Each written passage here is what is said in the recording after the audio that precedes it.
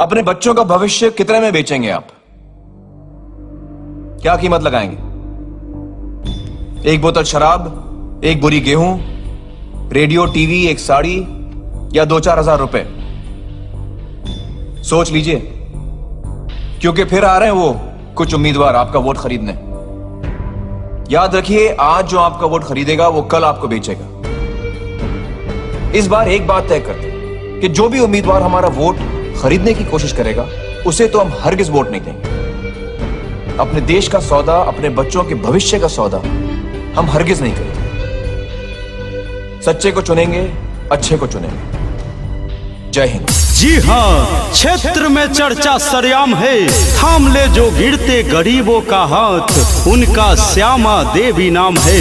श्यामा देवी जिंदाबाद जिंदाबाद जिंदाबाद। ग्राम पंचायत राज मखनूपुर की जनता जिंदाबाद जिंदाबाद जिंदाबाद। गाजर छाप जिंदाबाद जिंदाबाद जिंदाबाद। श्यामा दीदी जिंदाबाद जिंदाबाद जिंदाबाद। गाजर छाप जिंदाबाद जिंदाबाद जिंदाबाद।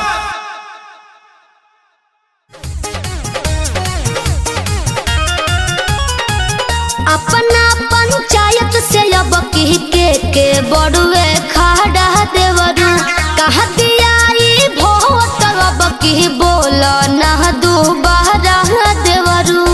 ए भौजी, श्यामा देवी जी के वोट देवे जाइया।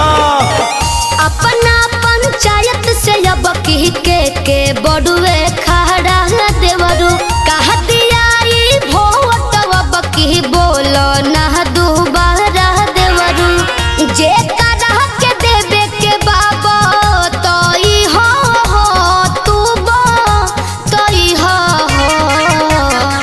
श्यामा देवी जी के तू मुखिया बनई हो, वोट देवे जइहा हो।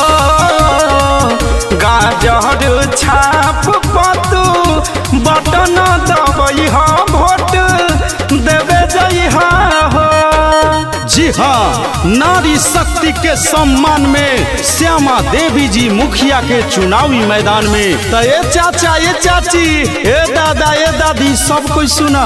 अब की बार ग्राम पंचायत राज मखनूपुर से स्वर्गीय दरोगा प्रसाद भैया की धर्म पत्नी श्यामा देवी जी मुखिया के प्रत्याशी बनी। आ जौन गरीब के हमेशा सुख दुख में मदद करेली, हमेशा बेसहारा के सहारा देवेली, हमेशा अपना पंचायत के विकास के बारे में सोचेली। तो इसने ईमानदार महिला मुखिया प्रत्याशी बहन श्यामा देवी जी के मुखिया बनाई, तबे नु विकास होई। चाची, तो न भूले के बा आ न भुलाए के बा। क्रमांक संख्या 13 पर गाजर छाप पर बटन दबा के बहन श्यामा देवी जी के मुखिया बनावे के बा। ये चाची, तो याद रखब, क्रमांक संख्या 13 पर गाजर छाप।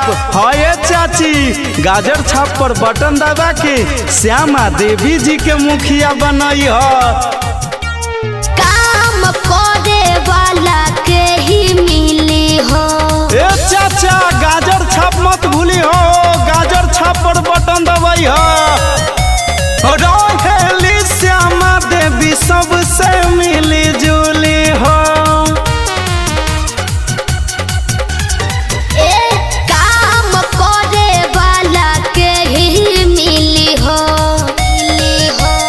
रहेली श्यामा देवी सबसे मिली जुली हो। साफ साफ बतिया समझई हो समझई हो। झांसा में केहू के ना आई हो, तू गाजर पर बटन दबई हो। श्यामा देवी जी के तू मखनूपुर पंचायत से जीतई हो। जी हाँ, जन जन ने यह खाना है, गाजर छाप पर बटन दबाना है, श्यामा देवी को मुखिया बनाना है और अपने ग्राम पंचायत राज मखनूपुर में विकास करवाना है। जी हाँ, ग्राम पंचायत राज मखनूपुर से शिक्षित, कर्मठ, संघर्षशील, लोकप्रिय एवं ईमानदार महिला मुखिया प्रत्याशी है बहन श्यामा देवी जी। जी हाँ, श्यामा देवी जी स्वर्गीय दरोगा प्रसाद जी की पत्नी है। तो आप सबको याद है ना, जब स्वर्गीय दरोगा प्रसाद जी मुखिया का चुनाव लड़ते थे तो इनका सपना होता था कि अपना मखनूपुर पंचायत एक विकसित पंचायत बने, अपना मखनूपुर पंचायत एक आदर्श पंचायत बने, सभी तरह का सुविधा अपने मखनूपुर पंचायत में उपलब्ध रहे। तो स्वर्गीय दरोगा प्रसाद जी का सपना को पूरा करना है तो बहन श्यामा देवी जी को मुखिया से जिताइए, क्योंकि बहन श्यामा देवी जी एक ईमानदार महिला मुखिया प्रत्याशी हैं। तो इनका चुनाव निशान क्रमांक संख्या 13 पर गाजर छाप पर बटन दबाकर भारी मतों से विजयी बनाए। युवा मोर्चा संग के लान बड़ुए। ए भैया श्यामा देवी जी बहुत ईमानदार मुखिया प्रत्याशी बनी। श्यामा देवी जी के कहना हम बड़ुए। अरे युवा मोर्चा संग के लान बड़ुए। गरीब जनता लोग के है आवाज बड़ुए। संगे संगे हमरो के ले जई हो ले जई हो। मौसम राजा के तू बात ना भूलई हो, वोट देवे जई हो। गाजर छाप पतू बटन दबा के इनके जीतई हो। अपना पंचायत से अब के बड़ुए खाड़ा देवरू कहा दियाई भोट अब की बोला ना दोबारा देवरू। बताई जी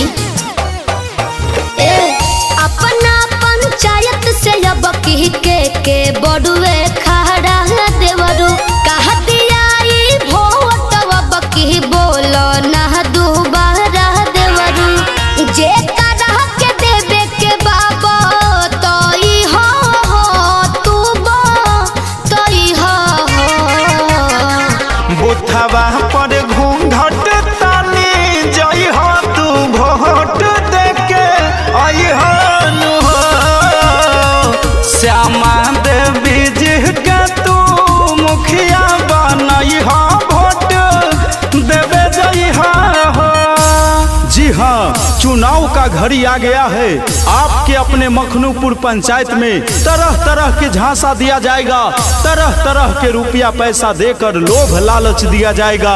तो ये भैया ये चाचा आप सबको सोचना है कि एक ईमानदार महिला मुखिया प्रत्याशी श्यामा देवी को जिताना है कि चोर घूसखोर बेईमान सबके चक्कर में पड़ के 5 साल अपने पंचायत में पछताना है। तो याद रखें, अगर आप सब चाहते हैं कि आपका पंचायत मखनूपुर खूब विकास करे, चोरी घूसखोरी से बचे रहे, दलाली से बचे रहे, तो आप सब एक ईमानदार महिला मुखिया प्रत्याशी बहन श्यामा देवी जी को मुखिया बनाइए। इनका चुनाव निशान है क्रमांक संख्या 13 पर गाजर छाप।